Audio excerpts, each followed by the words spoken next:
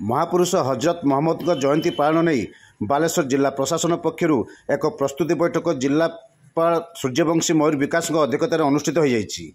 बैठक में जयंती पालन दिवसव्यापी कार्यक्रम संपर्क में आलोचना कर बैठक में एसपी सागरिका नाथ, अतिरिक्त जिलापाल सुधाकर नायक, उपजिलापाल प्रथमेश अरविंद राज सिरके, अतिरिक्त एसपी प्रमुख मंचासीन थिले।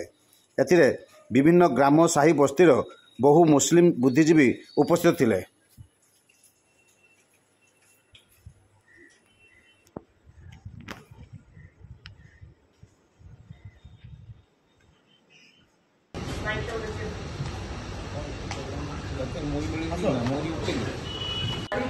Then we can progress with the discussion.